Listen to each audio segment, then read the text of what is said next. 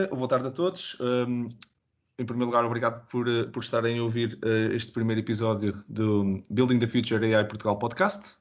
Podcast que vem no seguimento do que é já a segunda edição do Building the Future, onde já começamos a falar sobre estes temas de inteligência artificial e agora trazemos isso e muito mais desenvolvimentos desse tema num formato de um podcast para vocês. Este é o nosso primeiro episódio e que será sobre o espaço da inteligência artificial na luta contra as pandemias. Convosco vai estar uma equipa nestes podcasts de 2 em 2 semanas, uma equipa de pessoas exatamente dessa área, com diferentes perspectivas. Vou estar eu, Marco António Silva, da Microsoft Consulting Services, com o rol de Digital Advisor aqui em Portugal. Vai estar Rui Quintino, da DevScope, que é o Lead Researcher e que trabalha nesta área de inteligência artificial, está focadíssimo nesta área já há algum tempo, com quem eu já tive o prazer de trabalhar. Olá, Rui. Viva. E Vítor Santos. O Vítor é professor e investigador na Nova, na área de Computer Science e Inteligência Artificial. Viva, Vítor. Olá, boa tarde. Olá a ambos. Olá, Vítor. Pronto, e então vamos começar então o nosso primeiro episódio. Ora, então, começando com o tema de hoje. O tema de hoje, então, como já disse, então, é o espaço da inteligência artificial na luta contra as pandemias. E isto aqui é um tema bastante atual e o nosso objetivo também de vos trazer neste podcast não só temas atuais do ponto de vista tecnológico, mas também do ponto de vista social. E acho que este é um tema perfeitamente atual em todos os aspectos. Estamos todos a viver um estado diferente aqui em Portugal. Espero que todos que nos estão a ouvir estejam bem de saúde e se encontrem seguros ao fim já de um longo estado de isolamento. E aproveitando esse isolamento, falamos então se calhar um pouco sobre como é que então estas tecnologias todas estão-nos a ajudar. Acho que não é só temos uma ajuda enorme e não queremos descreditar nunca o trabalho da componente médica, que isto realmente é um problema médico, mas estas pandemias já há algum tempo que são alvo de muito estudo e agora ainda mais com o estado mundial à volta de alerta à volta das pandemias, desta pandemia em particular. Acho que muitas coisas surgiram daqui.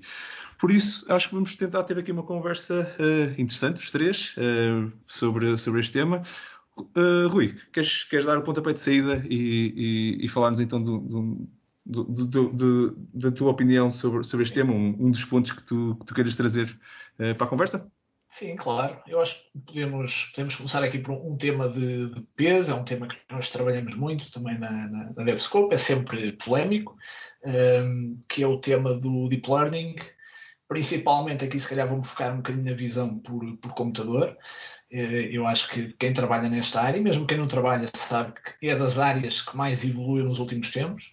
De certa forma, foi a área, acho eu, fez disparar a própria evolução e aplicações e o próprio conceito de Deep Learning, muito com o evento do Transfer Learning, que mais tarde foi aplicado também à área do texto, e outras. E o Covid, sendo um evento que todos queríamos que não tivesse acontecido, embora fosse altamente previsível, se calhar é um momento-chave, ou pode ser, para avaliar quão maduras, efetivamente, é que estão todas estas tecnologias que andamos a batalhar e a trabalhar e a amadurecer há tantos anos. Uhum.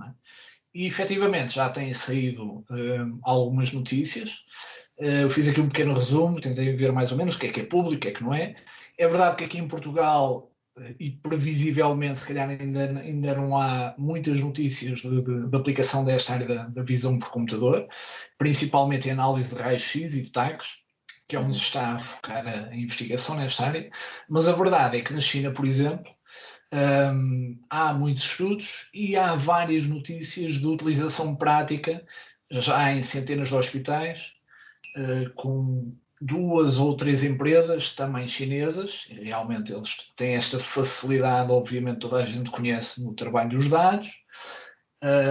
Obviamente isto é aquilo que se conhece, não temos experiência no terreno para saber aquilo que é verdade ou não, mas por exemplo, temos esses casos na China. Temos já alguns trabalhos também, muitos trabalhos, até eu diria, publicados, se calhar numa vertente mais lúdica ou pedagógica, na área de Deep Learning.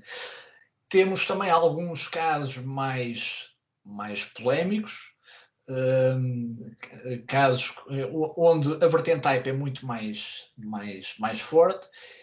Temos um caso também já no Serviço Nacional de Saúde inglês, com uma primeira aprovação da marca CE, não é? da Comunidade Europeia, se eu vi bem aqui, para uma empresa, para o seu sistema de diagnóstico de raio-x com inteligência artificial, com IA, não especificamente para Covid, mas para um cenário até que eu acho interessante, que é para avaliar o que é um raio-x normal, do que não é normal, qual é a vantagem.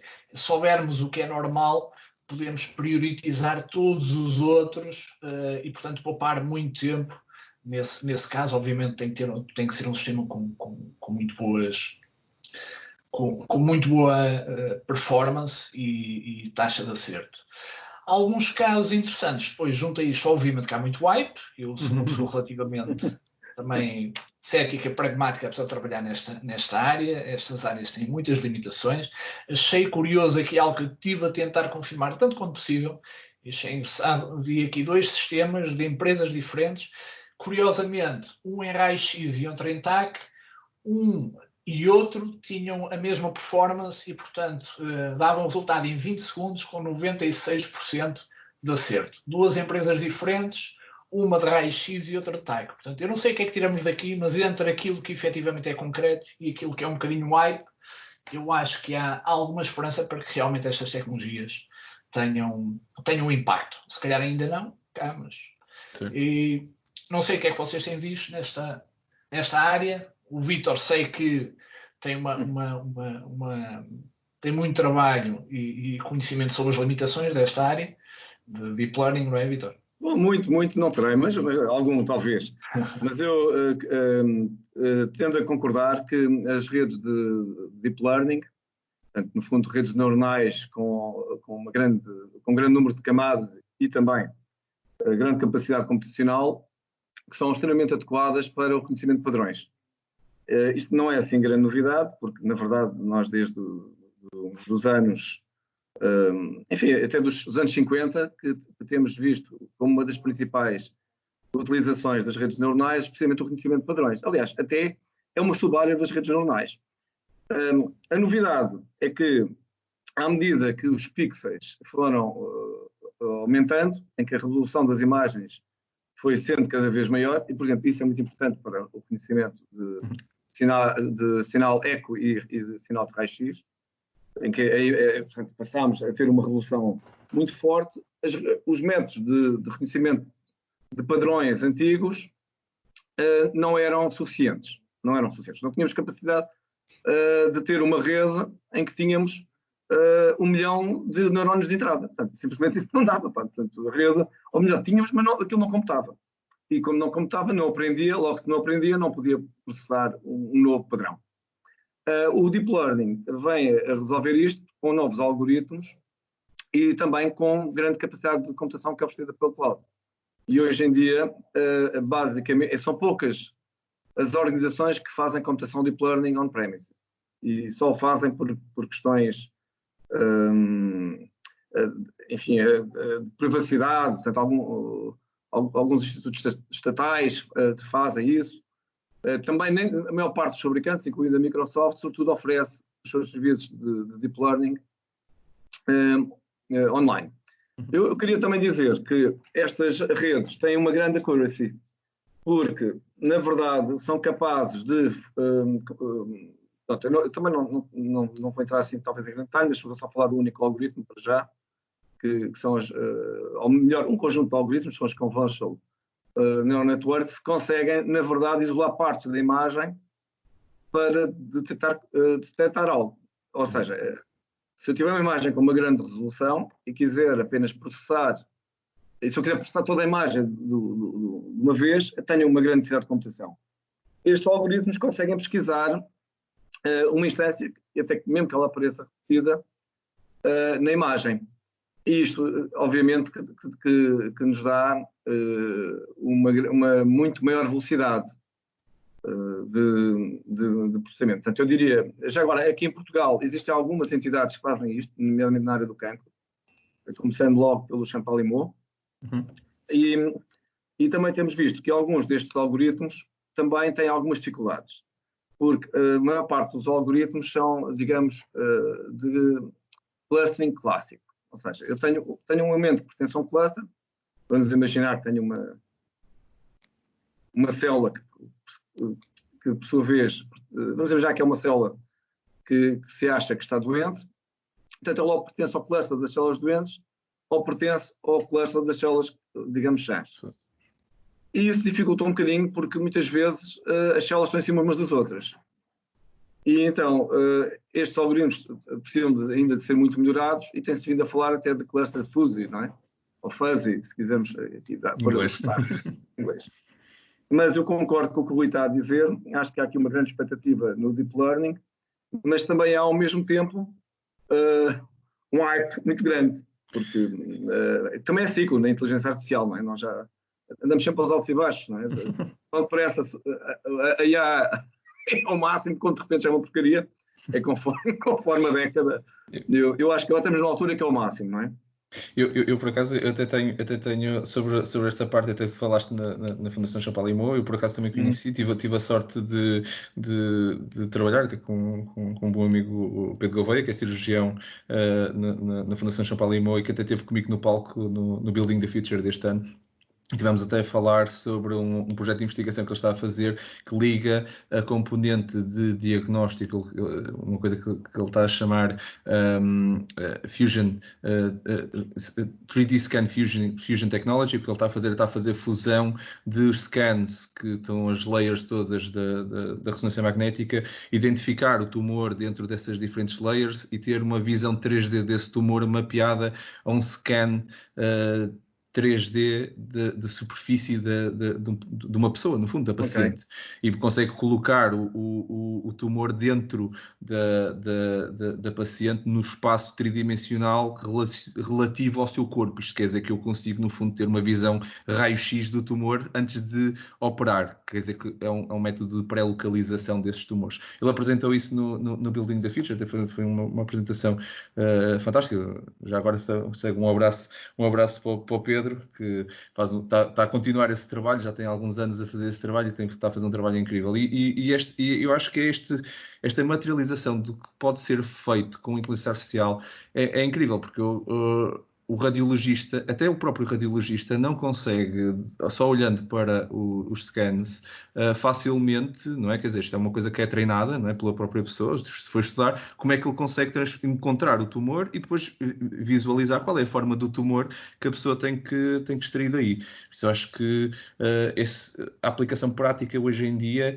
é interessante. E lancei uma coisa que estive a ler, um radiologista, por acaso, americano, mas ele comentava que era será que este tipo de tecnologias de inteligência artificial a processar estes scans vão inutilizar, no fundo, substituir por completo o trabalho do radiologista. E eu digo a minha opinião, eu acho que o trabalho do radiologista acabou de receber uma ferramenta que nunca teve, não é? E que passa a ser, se calhar, muito mais interessante. Não sei qual é a vossa opinião sobre isso. Caso eu estava engraçado mencionar isso, Marco, que eu estava aqui a apontar precisamente nas notas, só 3 nuances importantes. Uma, eu acho que nem sempre foi visto assim, mas e alguma experiência que nós temos noutra área, trata-se muito mais de acelerar e tornar mais produtivo o trabalho dos radiologistas ou dos patologistas ou dos médicos, não de os substituir ou não de termos um sistema completamente automático, ou seja, é muito mais de augmentation, de potenciar, de tornar mais produtivo, e acho que é como eu tenho visto funcionar melhor, e a nossa experiência prática em algumas áreas específicas é como funciona melhor, e só mesmo isso é um desafio. A outra nuance também é a velocidade, apesar de tudo, mesmo já tendo em conta que é na China, mas a velocidade com que rapidamente uma ou duas destas empresas colocaram, porque já estavam a trabalhar nesta área com táxi e raio-x, colocaram rapidamente, e porque já têm um PAX e uma plataforma montada, um destes algoritmos específicos para o Covid em produção. Há notícias que demoraram, eu estava aqui a ver as minhas notas, cerca de 5 dias, por exemplo, para produzir o primeiro, não sei se é verdade, mas é o que aparece nas notícias. E outro ponto relacionado também com isto, apesar de tudo, estamos a falar, se pensarmos num cenário de, imaginem que eu quero perceber se é um TAC normal, se é um TAC com uma pneumonia ou uma pneumonia com Covid, e depois dentro do Covid aquilo que pode ser um grupo de risco ou um grupo de não risco. E relativamente ao Covid, é interessante pensar que não é uma questão em que os radiologistas ou médicos tenham experiência. Portanto, um algoritmo de inteligência artificial aqui, não quer dizer que isso tenha acontecido, mas pelo menos permite e promete o potencial de rapidamente, desde que demos muitos dados, poder até evidenciar nuances para os radiologistas que em tão pouco tempo eles ainda potencialmente não tinham essa sensibilidade, que eu acho que é interessante. Ou seja, não é um caso onde nós tínhamos 1 milhão ou 100 mil imagens já catalogadas, onde há muita experiência médica para distinguir um raio-x, um TAC, o que é o Covid e não é Covid. Não há. E, portanto, pode ter acelerado também esse facto, é uma nuance importante.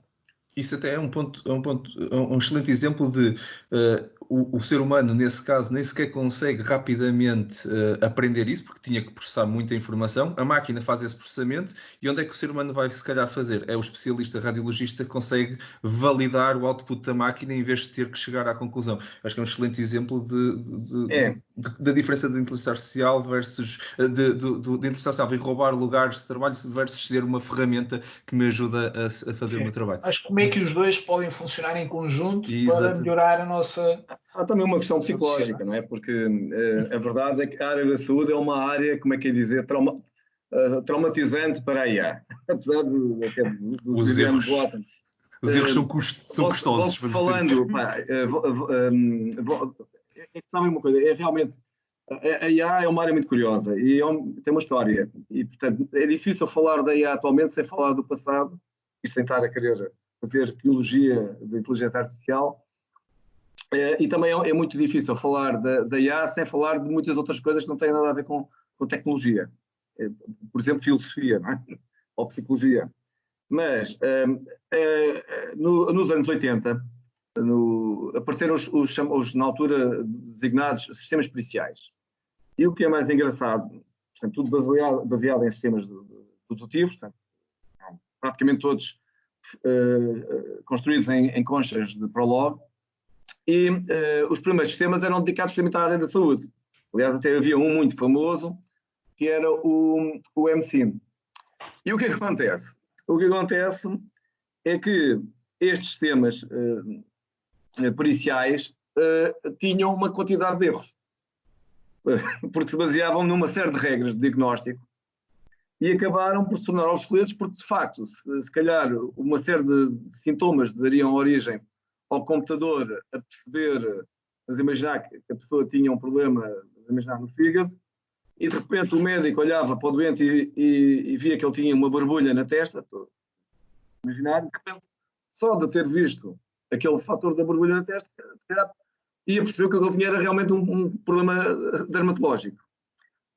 E então, os sistemas periciais tiveram, e depois transformaram-se em sistemas periciais bayesianos, porque às tantas começou-se a dizer, bom, isto não é determinístico, isto tem uma certa probabilidade, levaram, também de alguma forma contribuíram para uma certa falência da IA, enquanto incapaz de substituir o médico. E eu acho, e concordando com os dois, que isto são sistemas complementares, até porque mesmo os sistemas de deep learning geram uma grande quantidade de falsos positivos e de falsos negativos.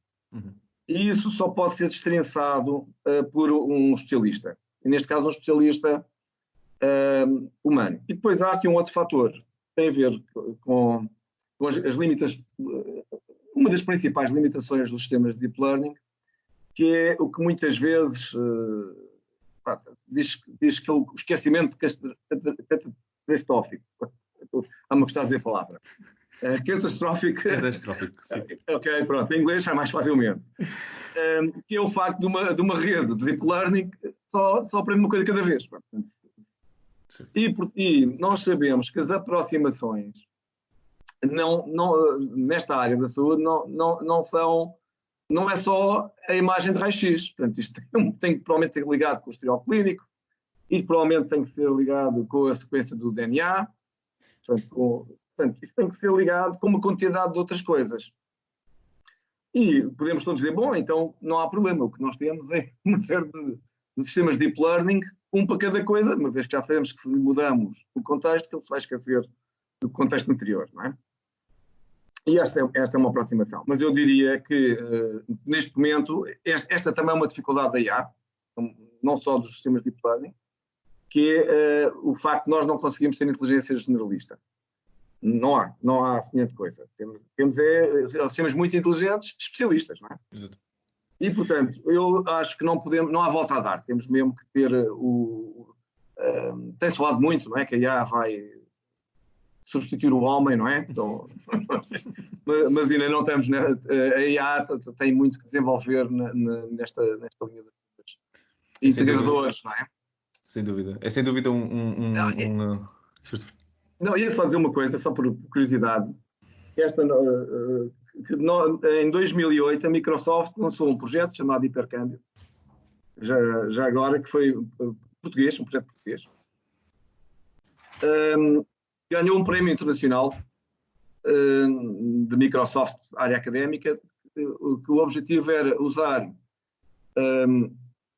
sinal ecográfico, portanto não raio-x, mas sinal ecográfico, é menos intrusivo do que o raio-x, para detectar cancro mamário. E ao mesmo tempo comparava com uma base de dados de DNA para associar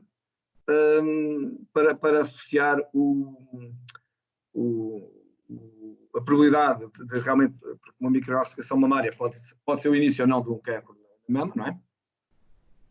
Mas ligava ao DNA para associar a probabilidade. E isto era só para dizer que já nessa altura, só que como não havia cloud, ou a cloud existia, enfim, sobre outros nomes, o projeto foi montado na altura num produto chamado Computer Plus Server, que era a área da HPC da Microsoft. Precisamente já por causa da dificuldade. E era sinal ecográfico, notem, que é um sinal com muito menos resolução, na altura pelo menos, do que é o sinal de raio-x. Eu até posso-vos dizer, e também na linha deste diagnóstico, eu tive a sorte de... isto é claramente a pessoa já pensando nestas coisas antes de estar fechada em casa. Eu tive a sorte de estar nos Estados Unidos, ter voado para a Build Conference que aconteceu o ano passado, mais ou menos por esta altura, um bocadinho, no início de maio do ano passado, onde estava um estudante que eu nunca mais me vou esquecer, tinha 18 anos, tinha um projeto para diagnóstico de diabetes, usando computer vision. O que ele estava a fazer era com uma câmara de um telemóvel e com uma pequena lupa que ele colava em cima da câmara, tirava uma fotografia à íris da pessoa e com base num algoritmo de machine learning, neste caso de uma Convolutional Neural Network, ele tinha uma Deep Neural Network treinada com um montão de pessoas que ele, lá conseguiu um professor e uma parceria com um hospital que tiraram fotografias a pacientes que efetivamente tinham insulina alta e conseguiu evitar a picada no dedo e estava a usar Computer Vision exatamente para fazer isso. Um miúdo de 18 anos ganhou o prémio que nós tínhamos, a Microsoft tem esse prémio a nível mundial, é o antigo Imagine Cup, que os estudantes podem submeter projetos, no fundo. Este é quase um hackathon mas de cada um deles a fazer o seu próprio projeto. Foi finalista nos Estados Unidos e subiu ao palco da maior conferência para developers da Microsoft para mostrar exatamente isso. Eu acho que isso para mim mostra-me que isto não só é uma realidade, como já é passível de ser usado com bastante facilidade. A computação existe, o que o Vítor estava a dizer e bem, quer dizer, muitos dos blockers que eu me lembro quando eu estava a estudar e tinha 18 anos e queria fazer coisas que não tinha, hoje em dia acho que desaparecem, por isso acho que é uma grande mais-valia. Eu se calhar também vos trazia um segundo tópico que também me fascinou ver o desenvolvimento atualmente com esta pandemia, que foi o tópico o número de chamadas e de quantidade de informação que nós estamos a precisar de tirar destes organismos médicos, como nos Estados Unidos o Center for Disease Control, cá em Portugal o Serviço Nacional de Saúde, ficam um bocado sobrelotados com uma pandemia desta magnitude, com as pessoas todas em casa e a não entender de vez em quando que cuidados é que têm que ter e pronto, precisam dessa informação e ligam para as pessoas. Eu vi alguns artigos e até depois podemos partilhar nos comentários alguns destes links, mas a realidade é que começou-se a utilizar inteligência artificial, neste caso, processamento de linguagem natural, para rapidamente fazer deploy destes bots, mais ou menos inteligentes, associados a esta pandemia, para fazer assessments e fazer quase, vou dizer, a primeira linha, não é, de triagem e de esclarecimento das pessoas associados a estes sites e aos hospitais, e há grandes hospitais americanos que efetivamente fizeram isto, dos maiores hospitais, das maiores cadeias de hospitais da América tinham isso. O Providence tem mais de 50 hospitais espalhados pela América e tinham exatamente, foi dos primeiros a fazer deploy deste tipo de tecnologia para isso. O que é que vocês acham da utilização de inteligência artificial neste contexto e que tipo de ajuda é que isto realmente consegue fazer de forma prática, no fundo? Rui, pois, eu agora começo vou dar aqui o contraditório ao Rui, porque eu vou dizer uma coisa que se calhar não é politicamente correto, mas eu por acaso vejo grandes dificuldades nisto. Se vejo grande oportunidade do uso dos bots em áreas de reclamações, gestão de reclamações, vejo com grande dificuldade nesta área da saúde. E vou explicar porquê. Porque muitas vezes há aqui duas coisas que as pessoas precisam quando estão em situações, digamos, de alguma debilidade, que é o caso, por exemplo, quando estão doentes, que precisam realmente de informação. Isso, não há dúvida que no estado atual os bots conseguem dar a informação, perceber o que a pessoa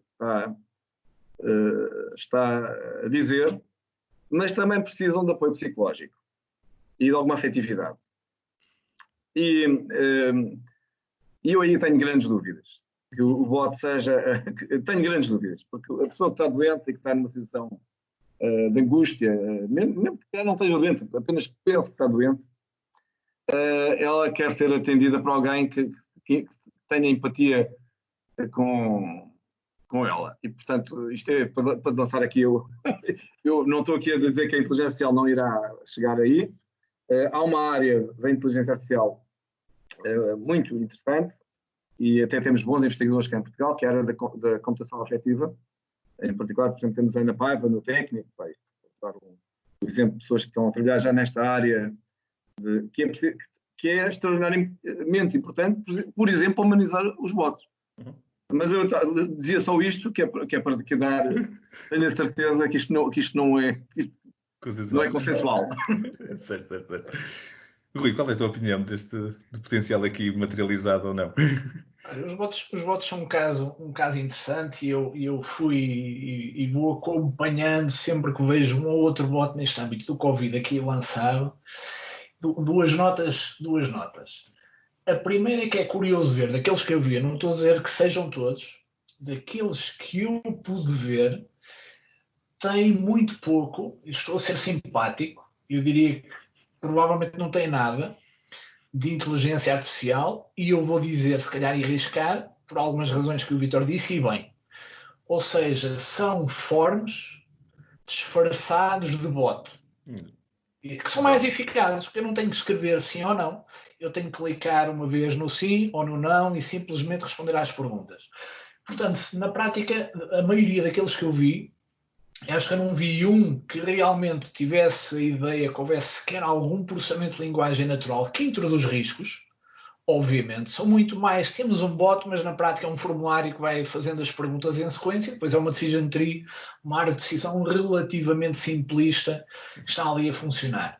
Dito isto, eu acho que é interessante termos chegado a este ponto nos bots e de perceber que pode haver aqui alguma. Não se trata, se calhar, de inteligência artificial. Eu também tenho alguma tendência para reduzir às vezes o componente da inteligência artificial e pensar mais em tecnologia no geral. Eu depois não quero saber se é internet, se é comunicações, se são transportes, ou se é inteligência artificial. Mas chegar à conclusão que é uma forma rápida um bot, porque não tenho de preocupar com o layout, com absolutamente nada, só tenho de pôr a decision tree e posso publicar rapidamente um bot. Eu até acho que é pouco explorado nesse sentido, porque o que eu gostava era de publicar um bot no metamodelo de bot ou de interação de formulário e automaticamente o meu formulário bot-like ficaria disponível no site, num canal de WhatsApp também ou num canal telefónico automaticamente. Eu só tinha que desenhar o fórum uma vez, por exemplo. Imagino que isto já exista, se existir, muito bem. A outra, apesar de tudo e relativamente ao potencial, é pena, eu resisti à tentação de ligar cá em Portugal para o SNS 24, obviamente, mas tive que resistir mesmo, porque tive na altura em que soube que tivemos um grande volume de chamadas, eu tive casos de pessoas conhecidas que reportaram horas e horas à espera para conseguir falar com alguém do SNS 24 e não conseguiam, e pessoas próximas, e houve relatórios disso. E eu pergunto-me se hoje em dia, seja com inteligência artificial ou não, não há tecnologia, por amor de Deus, acho eu, que permitisse evitar esses problemas. E eu percebo essa questão, e o Vítor dizia, bem, há a pessoa que está doente e há a pessoa que tem, se calhar não está tão doente ou não é uma situação tão grave. Como é que nós prioritizamos adequadamente as diferentes situações? Porque se aquilo que acontece, e como eu disse, eu resisti à tentação e não fiz o teste, se aquilo que acontece é que o atendimento é por FIFO, first in, first out, é preocupante. A meu ver, é preocupante porque se calhar uma pessoa que tem uma dúvida não está exatamente nas mesmas condições de uma pessoa que está com dificuldade de respiração e com sintomas claros de Covid ou de outra coisa qualquer. E, portanto, se essas pessoas foram afetadas porque há 100 outras que querem saber, como foi publicado, a que horas é que abre ou que fecha o Norte Shopping ou outro, é preocupante. Acho que aí falhou alguma coisa, seja com inteligência artificial, seja com o que quer que seja. Eu pessoalmente, eu acho que é exatamente esse o ponto e convido até os nossos ouvintes a experimentarem alguns dos bots. Os americanos estão todos públicos e eles até podem fazer um assessment facilmente e vão reparar que realmente não têm assim tanta inteligência, mas a realidade é que a tecnologia está lá e quando aplicada, isto se calhar é o meu lado engenheiro a falar, mas é uma ferramenta, não é? E como qualquer ferramenta, quando aplicada ao problema certo, pode trazer um grande resultado positivo. O teu exemplo, Rui, é fantástico, que é a triagem, por exemplo, não é médica, é simplesmente a pessoa vai na final acabar por ter um humano a falar com ele, simplesmente eu conseguir prioritizar efetivamente, fazer um assessment e dar uma visão a quem está a escolher na fila, não é? Quem está a gerir essa fila, dar prioridade a quem precisa mais de ajuda. É um caso típico de inteligência artificial, de otimização, no fundo, mas sem dúvida que a linguagem natural pode ser uma maneira de quebrar essa barreira e de fazer no fundo, a extração dessa informação, porque a informação está lá na pessoa, a pessoa não tem outra forma, tem que a comunicar e por isso vamos precisar de um bot ou de uma forma de processar essa linguagem natural e fazer extrair, fazer subir essa informação. Acho que é um potencial interessante, fica um desafio e uma ideia, porque acho que nós não estávamos também preparados para isto e de vez em quando temos que ser expostos aos problemas para começar a pensar nas soluções e fica aqui também algumas ideias para quem nos estiver a ouvir que consiga pegar em alguns destes problemas, pode sem dúvida começar a usar a tecnologia para explorar algumas avenidas. Mas, Marco, deixa-me só dizer uma coisa, mas isto não retira valor aos usos dos chatbots para partilhar informação. Sem dúvida, é verdade. Para partilhar. Portanto, isso, ok, tudo bem. No resto, é tudo muito mais difícil, não é?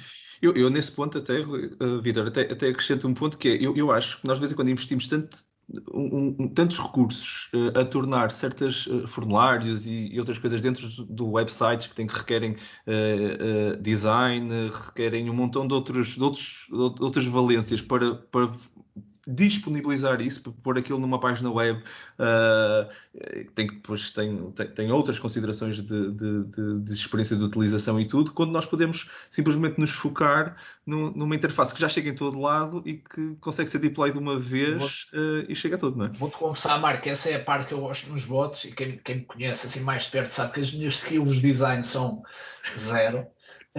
E portanto nos bots da ameaça é um bot, ok? Portanto ficam sempre bonitos. Exato, ficam sempre bonitos. Muito certo. Rui, queres pegar então noutro ponto a seguir a este dos bots e da linguagem natural? Que tema é que queres nos desafiar? Sim, olha, se calhar desafiava aqui para um tema que eu acho que, apesar de tudo, cá em Portugal, e ontem eu ouvia falar do milagre português. Eu não gosto particularmente de milagres, porque prefiro pensar o que é que nós fizemos para que tenha resultado bem, o que é que podemos aprender com isso. E na vertente de dados, e acho que nunca se trabalharam tantos dados como nestas últimas semanas e meses, e nunca se partilhou e nunca as experiências de dados de uns países ajudaram tanto outros países. Alguns países que, em primeiro lugar, infelizmente apanharam esta crise, foram prejudicados nesse aspecto, outros foram beneficiados. Nós tivemos a sorte de entrar em quarentena e em recolha muito, muito mais cedo, e fomos beneficiados por isso. Mas na vertente do Open Data, por exemplo, Portugal não é, tenho que dizer, não é um grande exemplo. Vou deixar aqui uma menção honrosa, muito honrosa, para a comunidade Data Science for Social Good, Portugal, que, não sendo o repositório oficial de dados da DGS, é o repositório de referência para os dados de Portugal. O que é facto é que até hoje, depois de muitos pedidos e cartas abertas, eu penso que existe um formulário da DGS que dá acesso a outro formulário da DGS, muito complicado. Os dados que temos oficiais são dados que vêm num PDF. E como é que é possível? Com tantos exemplos que nós temos cá em Portugal de transparência de dados e da importância que os dados têm para auxiliar a decisão, às vezes eu nem quero acreditar que quem esteja a decidir só esteja a decidir com base naqueles dados, porque espero que tenha outros, honestamente. E portanto acho que há algumas coisas a melhorar, e eu acho que tivemos a sorte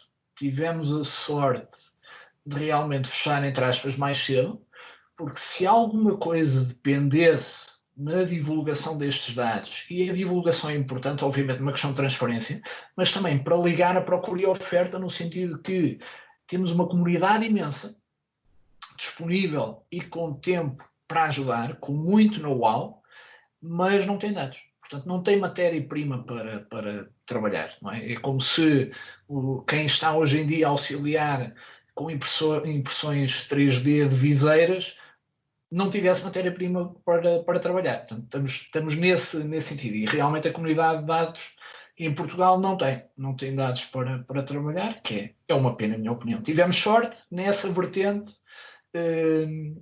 não beneficiámos nada, a meu ver. Não sei o que é que vocês acham, mas... Epá, eu acho que eu sou totalmente a favor das iniciativas do Open Data.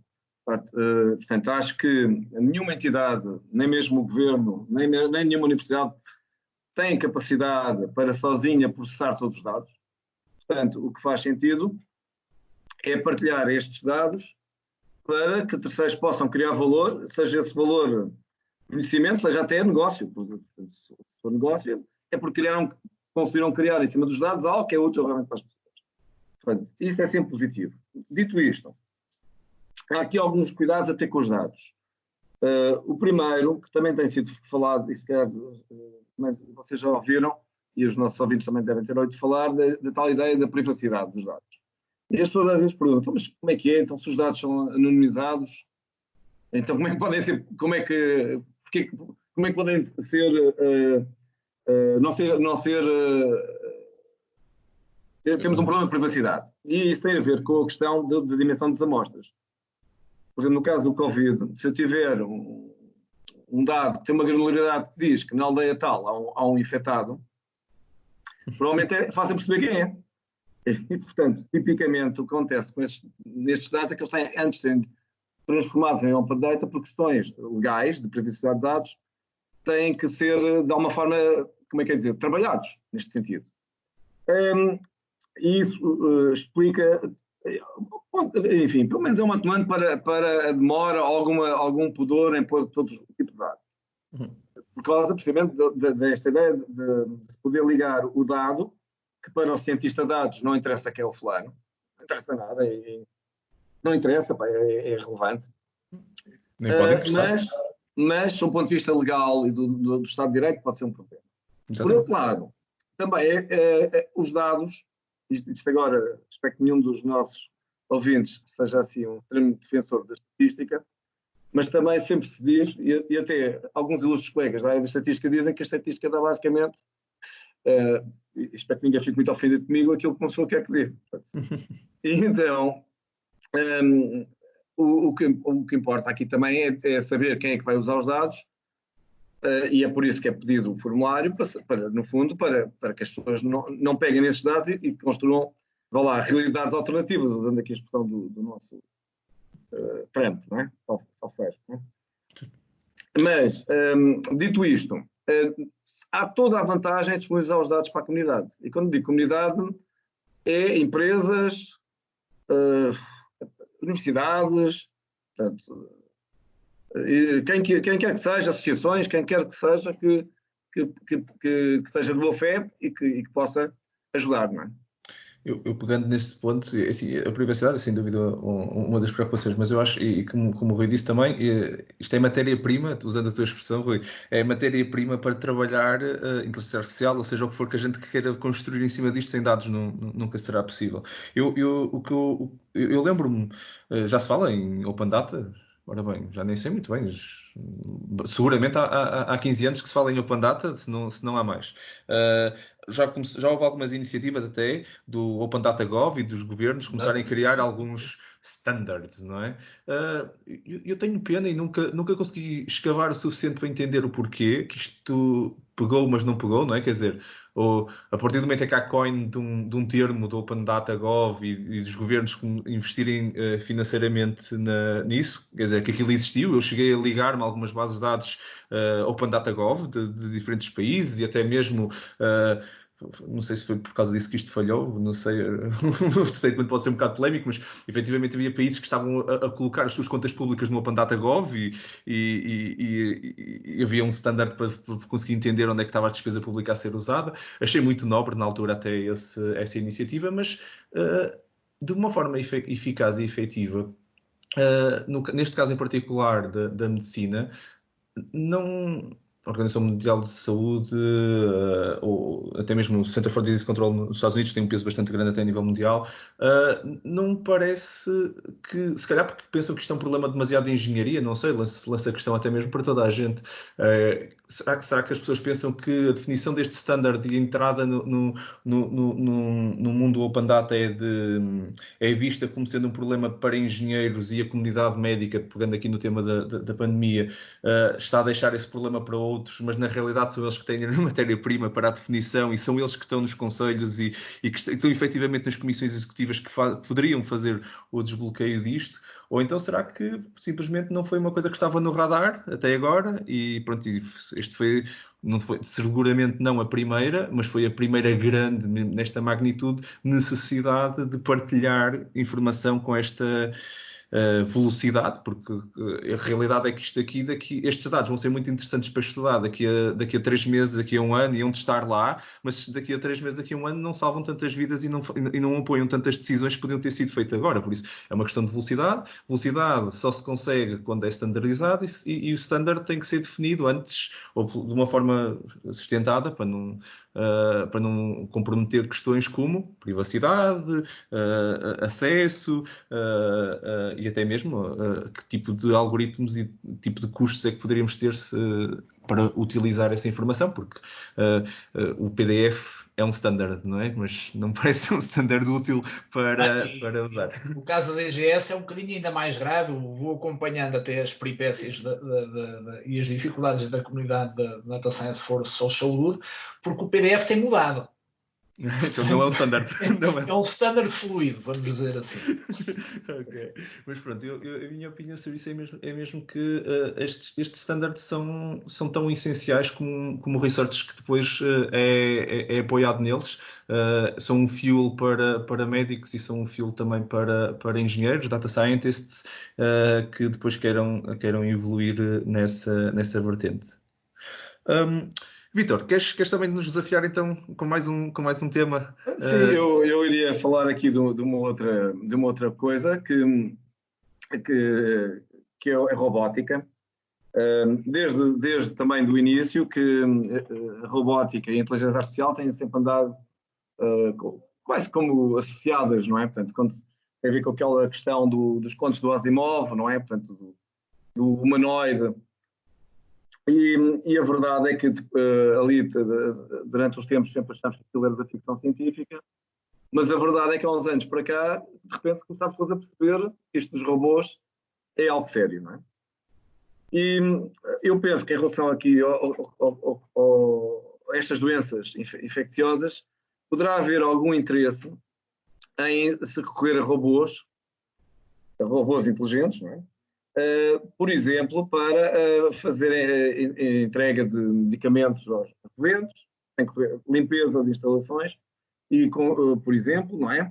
Entrega de comida, esterilização de material médico e, portanto, tudo isto de repente, esta pandemia voltou a trazer para cima da mesa esta oportunidade de utilizar robôs no contexto hospitalar, precisamente reduzindo, mitigando, pelo menos, o risco de infecção por parte do pessoal que trabalha no hospital.